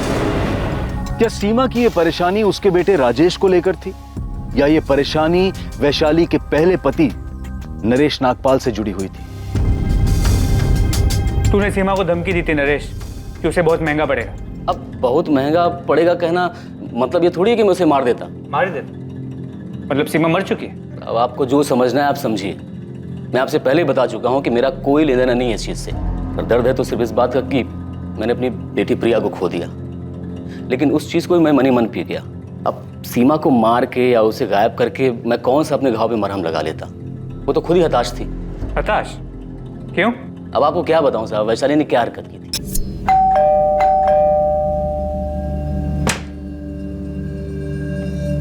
प्रिया नहीं है। क्या? वैशाली, मैंने तुमसे पहले ही कहा था मैं आ रहा हूं, फिर भी? प्रिया की फ्रेंड की बर्थडे पार्टी है, कल ही पता चला था। ठीक है, मैं यही वेट करता हूँ। बाहर ही वेट कर लो, आए तो मिल लेना। एक मिनट, आप कौन होते हमारे बीच में बोलने वाले? मैं। वो मेरे पति हैं। होशंगाबाद के जिस मोहल्ले में हम रहते थे वहां आए दिन खबर मिलती थी, आज वैशाली इसके साथ देखी गई, आज वैशाली उसके साथ देखी गई। और मुझे छोड़कर वो भी गई कहाँ? असलम के साथ, जो खुद शादीशुदा था। इन दोनों की शादी हुई भी थी कि नहीं किसे पता। यही बात पूछने के लिए मैं सीमा के पास गया था कि तुमने इसीलिए सपोर्ट किया था अपनी बहन का कि वो मुझसे अलग हो सके या फिर मेरी बेटी को मुझसे अलग कर दे। देखो नरेश, वैशाली असलम के साथ खुश है और असलम हमारे परिवार के लिए बहुत कुछ करता है। वो हमारी माँ से मिलने टाइम टू टाइम बलीपुर जाता है। मुकेश से भी उसकी अच्छी बनती है। राधा भाभी को भी कोई भी काम हो असलम हमेशा आगे आता है, वो सबका ख्याल रखता है। लेकिन क्या उसका पहले से शादीशुदा होना सही है? उसकी बीवी है, बच्चे हैं, फिर भी तुमने उसे वैशाली के पति के रूप में एक्सेप्ट कर लिया। मैंने कहा ना तुमसे, वैशाली असलम के साथ खुश है। उसने पहले मेरी जिंदगी उजाड़ी और तुमने उजाड़ने दी। अब वो असलम की जिंदगी उजाड़ रही है और तुम कुछ नहीं बोल रही। तुम्हें पता है तुम कितनी गलत हो? जिस आदमी को तुम अपने परिवार का हिस्सा बता रही हो ना, मेरा शौहर है वो। अरे तुम लोगों ने मिलकर मेरी जिंदगी बर्बाद कर दी। फौजिया पहले शांत हो जा। और असलम से ना मैंने नहीं कहा था जाकर वैशाली से प्यार मोहब्बत करे, ठीक है? असलम मेरा शौहर है, मेरे बच्चे का बाप, और आप लोगों ने मिलकर मेरी जिंदगी बर्बाद करने की ना साजिश की है। बद्दुआ देती हूँ आप लोगों को, जैसे मेरी जिंदगी बर्बाद हुई है ना सीमा, एक दिन तुम्हारी भी जिंदगी ऐसे ही बर्बाद होगी, देख लेना तुम। देखो नरेश, मैंने ना तुम्हारा घर उजाड़ा है और ना ही असलम का। कभी वैशाली से मैंने ये नहीं कहा कि वो तुम्हें छोड़ दे, और ना ही कभी मैंने ये कहा है उससे कि वो जाकर असलम के साथ रहे। सीमा, याद रखना, जुर्म करने वाले का साथ देने वाला भी उतना ही बड़ा गुनहगार होता है। नरेश, बस बहुत हुआ। तुम एक काम करो, जाकर वैशाली से अपनी प्रॉब्लम सुलझाओ। अरे थक गई तुम लोग की बातें सुन सुनकर। अच्छा, ये बात तुम्हें पहले सोचनी चाहिए थी कि ये मेरे और वैशाली के बीच का मामला है और हमारे बीच में हमारी बेटी थी। सीमा, तुम्हें हमारे मामले में दखल देना ही नहीं चाहिए था। सर, अब सीमा को मार के उसे गायब करके मेरी बिखरी जिंदगी तो वापस नहीं मिलने वाली ना। सीमा को दूसरों की जिंदगी में दखल देने की और बिना जरूरत के फैसला लेने की आदत थी। अब उसकी इस बात पे कोई खफा हो गया होगा, किसी को इतना गुस्सा आया होगा कि, लेकिन साहब मैं वो आदमी नहीं। ये तुम क्या कर रहे हो मुकेश? हर महीने राधा भाभी को जो पैसे भेजते हैं वही भेज रहा हूँ। और नहीं भेजोगे तो क्या वो मर जाएंगी? अरे लेकिन चंचल, हम हर महीने उनको देते हर हैं। महीने जबरदस्ती भेजते थे सीमा दीदी के कहने पर, और अब तो सीमा दीदी नहीं है। कब कल आएगी मुकेश? पैसे भेजने की कोई जरूरत नहीं है, फोन ही मत उठाओ राधा भाभी का, वो खुद ही समझ जाएंगी। मुकेश अब फोन ही नहीं उठा रहा है वैशाली। मैं मुकेश से बात करती हूँ भाभी। ये सीमा ऐसे कहाँ चली गई? मुझे क्या पता भाभी, मुझे थोड़ी बोल कर गई वो। मैं भी तो यही थी ना आप लोगों के साथ। सीमा यहाँ होती ना तो मुकेश ऐसा बर्ताव कभी नहीं करता। तो ठीक है, आप इंतजार कीजिए सीमा दीदी के वापस आने का, वहीं आकर मुकेश से बात कर लेंगे। तुम ऐसे क्यों बात कर रही हो? क्योंकि आप बात ही ऐसे कर रही हो भाभी। मैं कह रही हूँ कि मैं मुकेश से बात करती हूँ, लेकिन नहीं, आप बोल रही हो कि सीमा दीदी यहाँ होती तो ऐसा नहीं होता। आप लोगों ने ना उन्हें भगवान बनाकर ना जाने कौन से 7वें आसमान पर बिठा रखा। तुझे क्या हो गया वैशाली? मैं भी परेशान हूँ।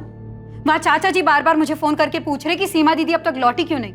ये यशवंत जीजा जी मुझसे बार बार पूछ रहे कि मुझे कुछ सीमा दीदी ने बताया था क्या। माँ भी मुझसे ही बार बार पूछ रही है। जब तक सीमा दीदी थी तब तक सब उसी को पूछते थे, अब नहीं है तब भी उसी के बारे में सवाल कर रहे हैं। बस सीमा सीमा सीमा सीमा सीमा ही सब कुछ है, बाकी किसी की कोई लाइफ नहीं है। वैशाली, तेरा कुछ झगड़ा हुआ है क्या असलम के साथ? बड़ी जल्दी अक्ल आ गई तुझे? खाना खाने देगी चैन से मुझे? क्यों? उस कमीनी ने भी चैन से खाने नहीं दिया? अगर वो कमीनी है ना, अपनी शक्ल देख ले शीशे में जाके। वो तूने कहावत सुनी है, आसमान से गिरे खजूर पे अटके वैसी हालत हो गई मेरी। खजूर पे नहीं अटका तू, बवंडर में फंसा है। वैसे तूने सब किया किसके लिए? हाँ, उस सीमा के भाई मुकेश और उसकी पत्नी चंचल के लिए, या सीमा के बेटे राजेश के लिए, या जिस खजूर पे अटका हुआ ना उस वैशाली के लिए? दिशा मिश्रा नाम है लड़की का, आपके बेटे राजेश के साथ कॉलेज में पढ़ती है। मैंने खुद राजेश से साफ साफ पूछा कि उसने कुछ किया है क्या। तो हमें भी आकर बता देती कि राजेश की माँ सीमा को तुम्हारा और राजेश का मिलना जुलना पसंद नहीं है। हाँ, लेकिन मुझे नहीं पता था कि उस वजह से राजेश ने कुछ किया होगा। मैंने तो उससे ऐसे ही पूछ लिया था। यशवंत, इतनी बड़ी बात, ऐसा तो हो ही नहीं सकता कि आपको पता ही ना हो कि आपके बेटे राजेश की इस दिशा को लेके अपनी माँ से लड़ाई चल रही थी। राजेश, पुलिस मुझसे बार बार पूछ रही थी कि तुम्हारी मम्मी किस बात को लेकर परेशान है। मैंने कुछ बताया नहीं उन्हें। पापा? राजेश, सच सच बता दो, सच जानना है मुझे। सर, राजेश अपनी मम्मी के साथ ऐसा कुछ नहीं कर सकता। सर, मैंने पूछा था उसे, उसने बताया मुझे उसने ऐसा कुछ नहीं किया है। अब यही बात हमें आपके बेटे से पूछने दीजिए, लेकिन ये दिशा मिश्रा वाली बात आपको खुद हमें बहुत पहले बतानी चाहिए थी। अब साफ साफ बताइए, क्या आपकी पत्नी सीमा की परेशानी की वजह यही थी?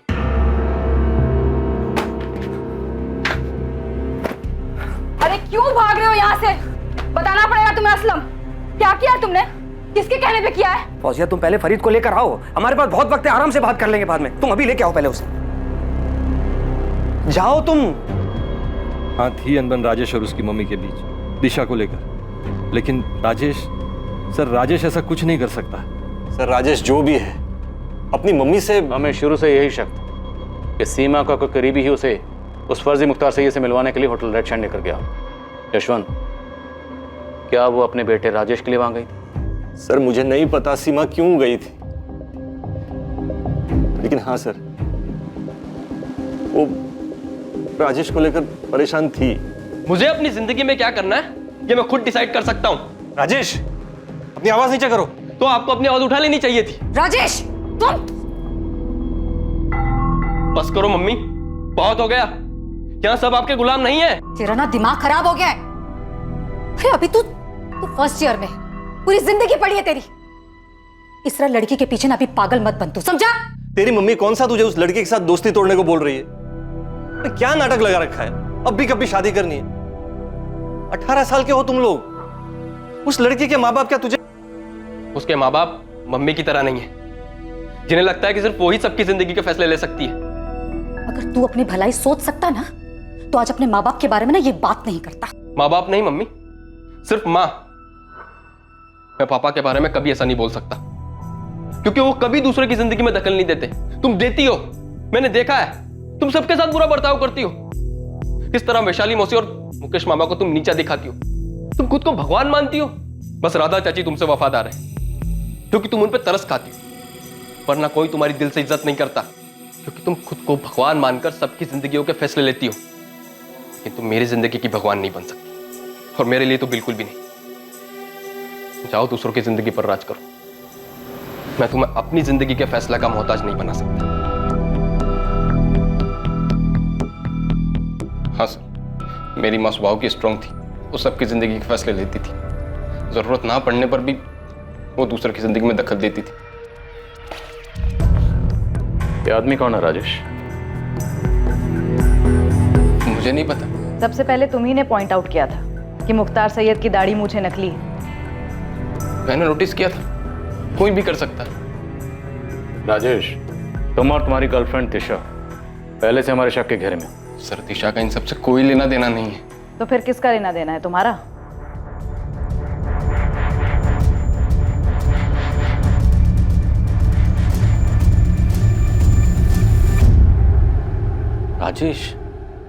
राजेश ने किया है ये?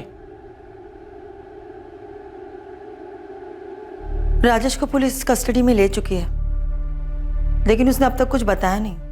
The number you have called is currently switched off. आप लोग मुझसे सवाल कर रहे थे ना कि मैंने सीमा दीदी के साथ में क्या किया है। अब देखा किसने अपना गुस्सा निकाला है। वैसे क्या जरूरत थी सीमा दीदी को हर किसी के फैसले लेने की? क्या हर कोई अपने फैसले खुद नहीं ले सकता था? उनके अपने घर में बगावत चल रही थी। अगर सीमा दीदी के साथ में राजेश ने ऐसा कुछ किया भी है ना, माँ बाबा, उसका कसूरवार कोई और नहीं, आप सभी लोग हैं। आप सभी ने सीमा दीदी के इतने पर लगा दिए थे, उन्हें विश्वास दिलाया कि वो ही सबके सही गलत के फैसले ले सकती है। उन्हें इतना सर पे चढ़ा लिया था कि वो खुद को भगवान मानने लगी थी। ना मैं ये जानता हूँ कि ये मुख्तार सैयद कौन है, और ना मैं ये जानता हूँ कि ये आदमी कौन है। तो फिर कौन जानता है राजेश? किसने तुम्हारी मदद की थी 21 मार्च को दोपहर 12 बजे तुम्हारी माँ को होटल रेड शैंड ले जाने में? सब कुछ पहले से तय था ना कि कोई तुम्हारी माँ को बोलेगा कि होटल रेड शैंड जाना है और मुख्तार सैयद से मिलना। क्यों? क्योंकि वो तुम्हारी माँ की मदद करेगा, जिससे तुम अपनी गर्लफ्रेंड दिशा से दूर हो जाओगे और अपनी माँ के आज्ञाकारी बेटे बन जाओगे।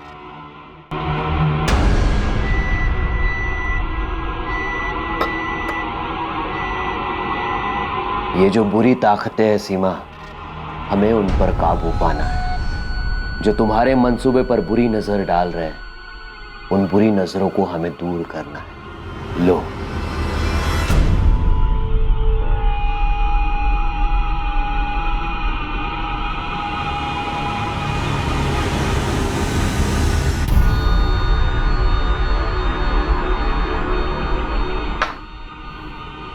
क्या इससे वो सारी बुरी शक्तियां खत्म हो जाएंगी जो आसपास मंडरा रही हैं? ये सब कुछ साफ कर देगा सीमा, सब कुछ, सभी बुरी शक्तियों को नष्ट कर देगा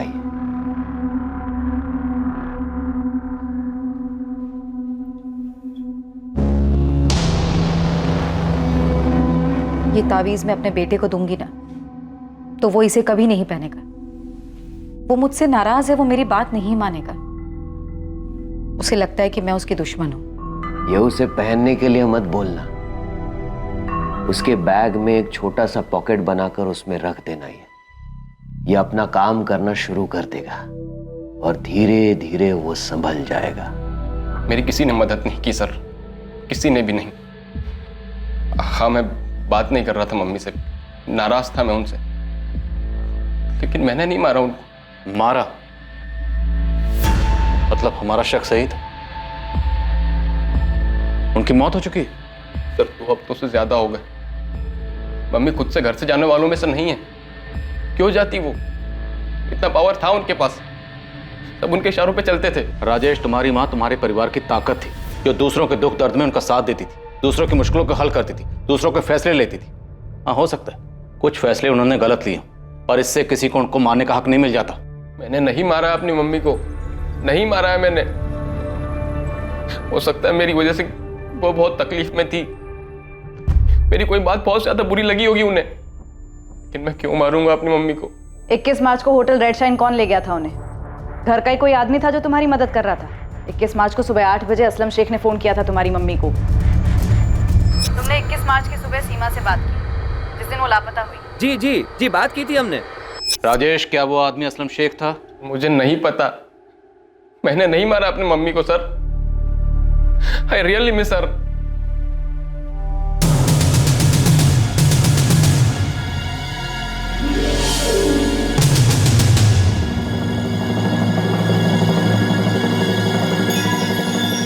इस मामले में एक और चौंका देने वाली बात सामने आई। असलम शेख भी अब लापता हो गया था।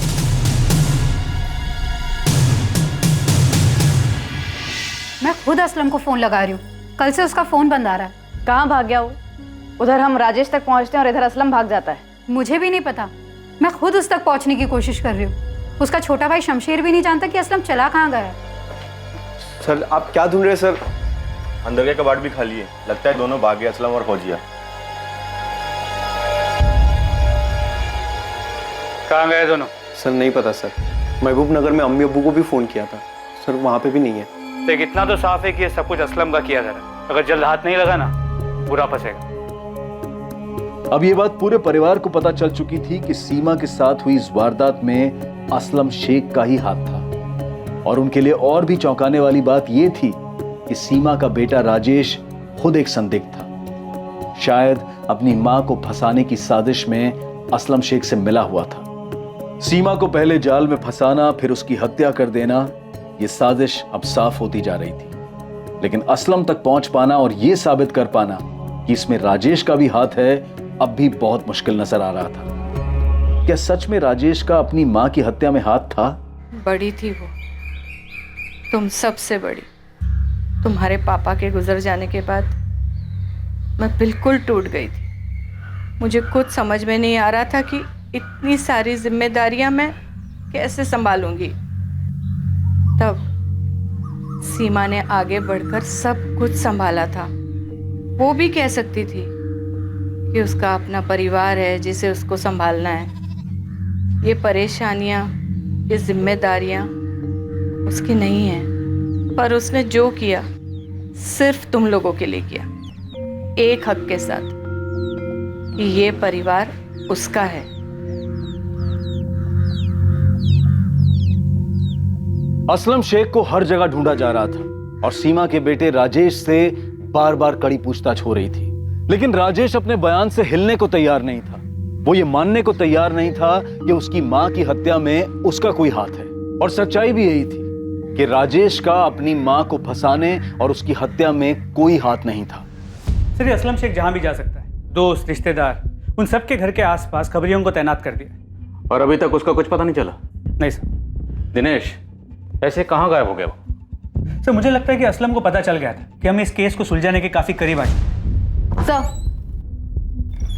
राजेश से 15वीं बार पूछताछ कर चुके हैं। वो अपने बयान पर डटा हुआ है और उसके खिलाफ हमें कोई सबूत भी नहीं मिला है। सर आई फील राजेश इस केस में इन्वॉल्व नहीं है। क्यों? सर इतना तो पक्का हो गया कि असलम शेख इसमें इन्वॉल्व है, लेकिन असलम राजेश के लिए ये सब क्यों करे? सर आई मीन असलम का कोई तो फायदा होना चाहिए। राजेश असलम को ऐसे क्या दे सकता है कि असलम राजेश के लिए ये करे? अगर फायदे की बात है तो फिर मुकेश हो सकता है। उसकी पुश्तैनी घर और जमीन सीमा उसे बेचने नहीं दे रही थी।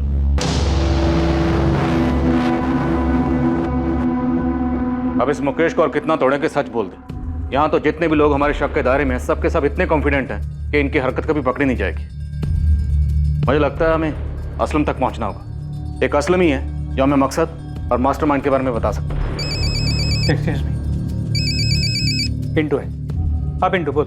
सर मैं भोजपुर में हूँ। असलम के भाई शमशेर का पीछा कर रहा था कि अगर असलम इन्वॉल्व होगा तो शमशेर कुछ जानता होगा। साहब खजाना हाथ लगाए। क्या हाथ लगाए? मुख्तार सैयद साहब, वो फर्जी आदमी शमशेर का दोस्त निकला। यहाँ पर है, शोएब मिर्जा नाम है उसका। आप जल्दी पहुंचे। एक तरफ पुलिस शोएब मिर्जा को उठाने निकली जो मुख्तार सैयद होने का ढोंग रचा रहा था।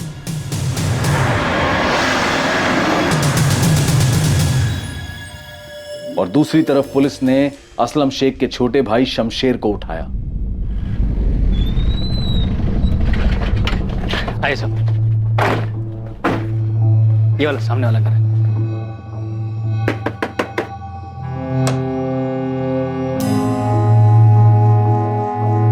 सही निशाना लगा है पिंटू, यही अपना आदमी है। चल ले चलो इसे। सर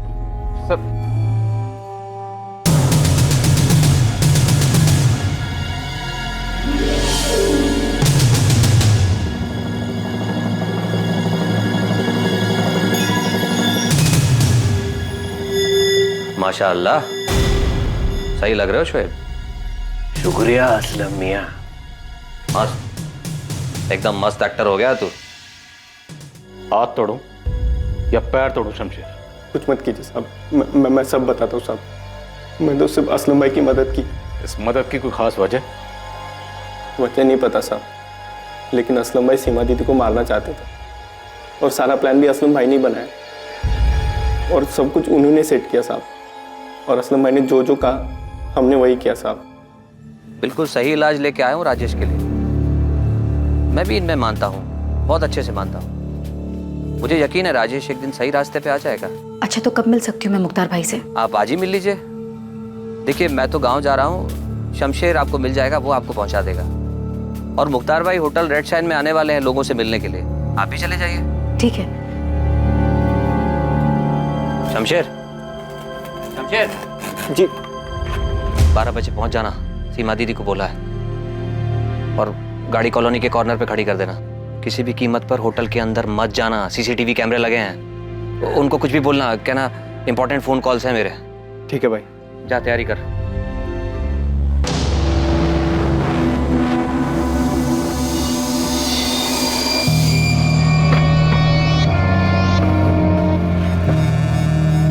नमस्ते सीमा दीदी। नमस्ते शमशेर।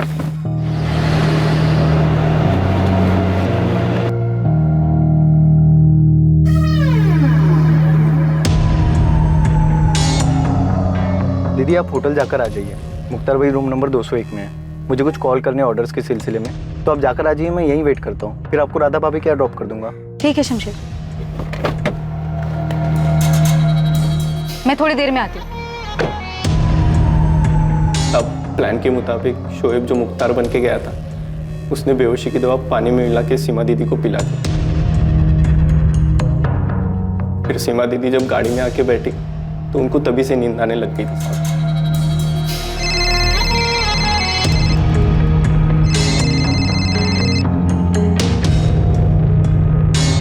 हाँ संतोष। हेलो सीमा, कहाँ पर हो? सब लोग वेट कर रहे हैं तुम्हारा। मैं पहुंच रही हूँ। वो एक सहेली के घर पे कुछ काम था, वो काम खत्म करके बस आ रही हूँ मैं। कहाँ पर हो तुम? हाँ संतोष, मैं आ रही हूँ, रास्ते में ही हूँ मैं तुम।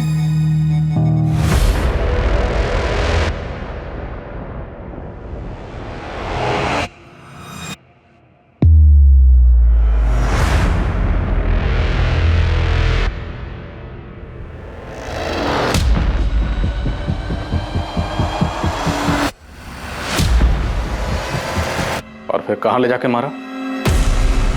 बॉडी कहाँ है शमशेर? साहब दुकान के अंदर वाले कमरे में। और जब रात में असलम भाई आए तो हमने क्या? हमने सीमा दीदी की बॉडी दीवार में चुनवा दी साहब।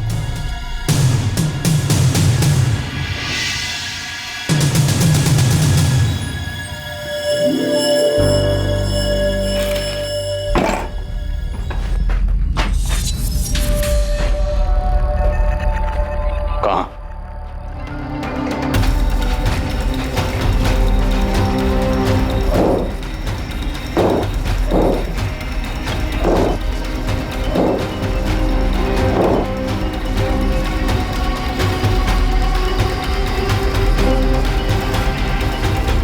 तुमने बस उसकी मदद की है ना?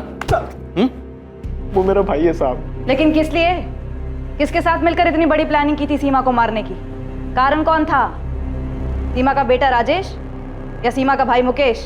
मुझे कुछ नहीं पता, मैं सच बता रहा हूँ साहब, मुझे कुछ नहीं पता। असलम भाई ने सीमा दीदी को क्यों मारा, ऐसा क्यों किया, मुझे कुछ नहीं पता। वो वैशाली साथ निकाह करके ना बहुत बड़ी गलती की असलम भाई ने, और फौजिया भाभी को भी धोखा दिया। जब असलम भाई सीमा दीदी को मारने का प्लान बना रहे थे तब असलम भाई बहुत परेशान थे साहब। सब परेशान थे? हाँ, तो परेशानी की हालत में उसने सीमा के मर्डर का प्लान बनाया। असलम कहाँ है? असलम कहाँ है? बोल असलम कहाँ है? बोल। बता दो। असलम भाई और फौजिया भाभी होशंगाबाद में वहां छुपे हैं। होशंगाबाद में कहाँ? सीमा साहू को उसके बेटे राजेश से जुड़ी परेशानियों के हल का लालच दिया गया था, लेकिन सीमा को जाल में फंसाकर उसे बेहोश करना और फिर उसकी हत्या कर देने के पीछे का मकसद सबको चौंका देने वाला था।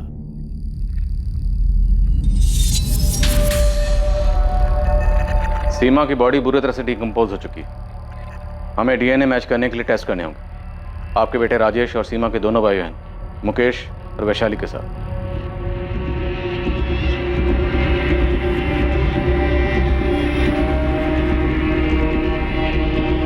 दीदी की डेड बॉडी मिली है माँ। उन्होंने मुझे बुलाया डीएनए सैंपल्स के लिए। और वो असलम शेख, वो पकड़ा गया कि नहीं? उन्हें पता चल चुका है कि वो कहाँ छुपा है। सीमा, मेरे बच्चे।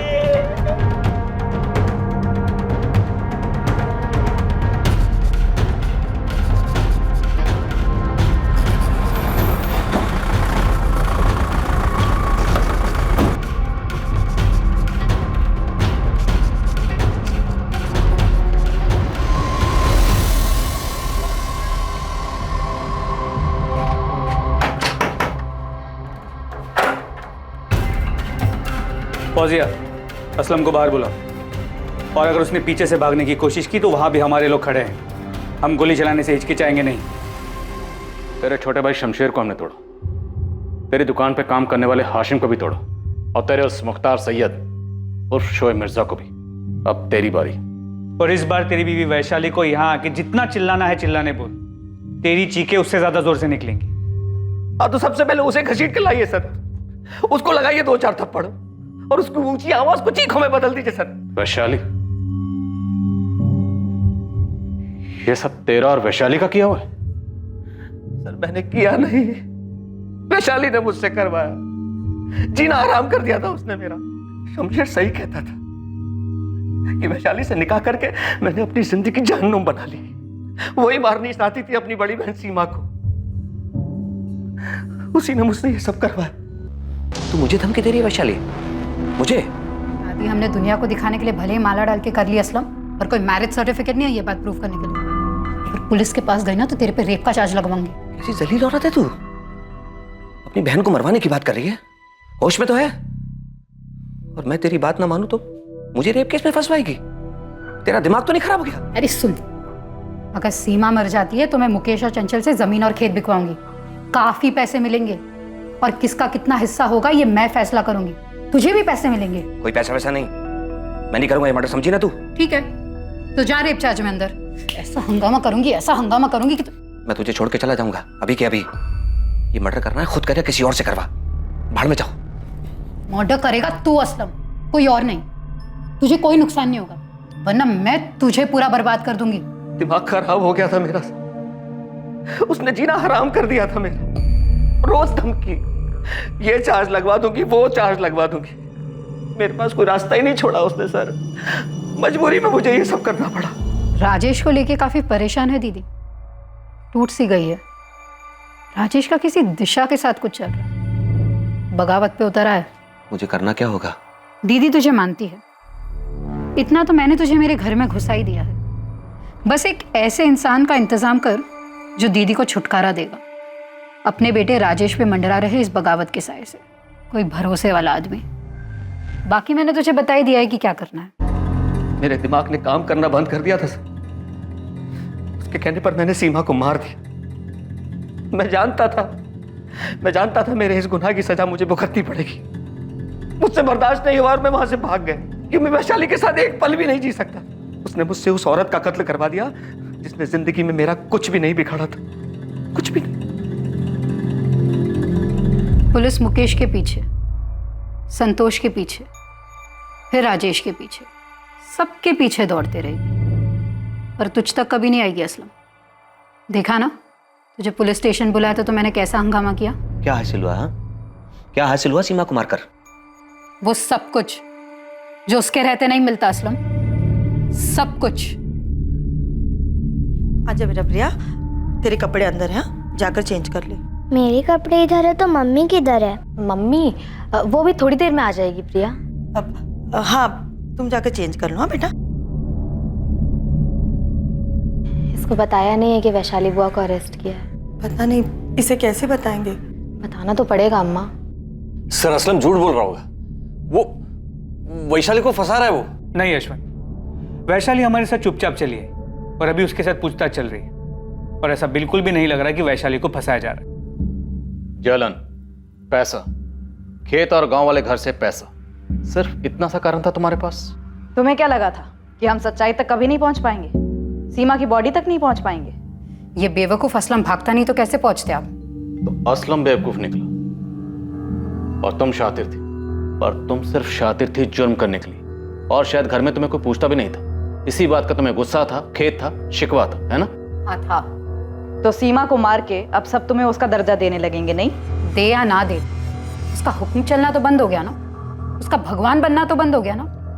अब कोई उससे हर बात नहीं पूछेगा। बस इतनी सी प्रॉब्लम थी तुम्हें कि सीमा को सब मानते थे, तुम्हें कोई नहीं पूछता था? इतनी सी नहीं, बहुत ज्यादा प्रॉब्लम थी। मैं उससे सिर्फ 3 साल छोटी थी, कोई बच्ची नहीं हूं मैं। पर घर बेचना हो, खेत बेचना हो, किसको कितना मिलना चाहिए, किसको क्या करना चाहिए, क्या नहीं करना चाहिए, सब सिर्फ और सिर्फ उसी को पूछते थे। वही सारे फैसले लेती थी, वही सब कुछ चलाती थी। तो मार दिया मैंने उसे। लेकिन आपने देख लिया होगा, घर में सबको प्रॉब्लम थी उसके भगवान बन के बैठे रहने से। सब लोग चाहते थे कि सीमा नाम के सरदर्द से बस छुटकारा मिल जाए।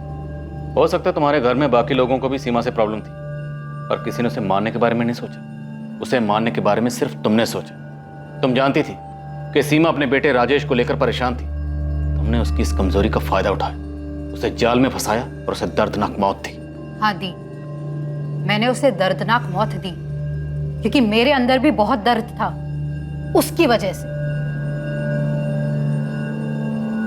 असलम शेख, उसके भाई शमशेर शेख, हाशिम खान और शोएब मिर्जा को सीमा साहू के मर्डर के लिए दफा 302, किडनैपिंग के लिए दफा 364, सबूत मिटाने के लिए दफा 201, क्रिमिनल कॉन्स्पिरेसी के लिए दफा 120B और दफा 34 के तहत गिरफ्तार किया गया। साथ ही साथ सीमा साहू की बहन वैशाली नागपाल को भी सीमा के मर्डर के जुर्म में गिरफ्तार किया गया है। वैशाली की बेटी का ध्यान अब वैशाली की भाभी राधा रखती है। फौजिया ने असलम की वैशाली से दूसरी शादी को स्वीकार कर लिया था। अब वो ये स्वीकार कर रही थी कि असलम की दूसरी बीवी के साथ असलम भी एक अपराधी है। सीमा के बेटे राजेश को यह पछतावा था कि वो अनजाने में अपनी मां के लिए चिंता का कारण बन गया था, जिसे ढाल बनाकर एक जाल बिछाया गया जो सीमा की मौत का कारण बना। सीमा साहू परिवार का वो सदस्य थी जिसके पास सब लोग अपनी परेशानियां लेकर जाते थे, और ऐसा इसलिए नहीं था क्योंकि घर वालों ने उसे परिवार का मुखिया चुना था, बल्कि सब लोग उसके पास इसलिए जाते थे क्योंकि वो एक बहुत ही जिम्मेदार महिला थी, सबकी सुनती थी और अपनी जिम्मेदारी बखूबी निभाती थी, और उसमें वो सारी खूबियां थी जो एक अच्छे मुखिया में होती है। वैशाली जो सीमा की जगह लेना चाहती थी, सारे फैसले खुद करना चाहती थी, क्या वो इस परिवार का नेतृत्व करने में सक्षम थी? क्या वो असल में सीमा की तरह ये जिम्मेदारी संभाल सकती थी? वैशाली की नाराजगी और उसके असंतोष ने न सिर्फ उसको बल्कि उसके पति असलम शेख को भी अपराधी बना दिया। एक मुखिया बनने के लिए या मुखिया होने का दावा करने के लिए एक व्यक्ति को सबके लिए समान रूप से जिम्मेदार होना पड़ता है। और सबसे जरूरी बात यह कि समाज में, परिवार में या जहां भी हम काम करते हैं, वहां हमें जिम्मेदारी खुद अपने कंधों पर लेनी होती है। किसी भी हद तक जाकर किसी को अपने रास्ते से हटाकर उसकी जगह लेने से हम वो इंसान कभी नहीं बन पाते हैं जिसकी जगह हम लेना चाहते हैं। 2 दिसंबर से देखिए क्राइम पेट्रोल सतर्क एक नए समय पर, सोमवार से शुक्रवार रात 10:30 बजे, सिर्फ सोनी टीवी पर। जय हिंद। इस तरह के और भी एपिसोड देखने के लिए हमारे चैनल को सब्सक्राइब करें और बेल आइकन दबाना ना भूलें।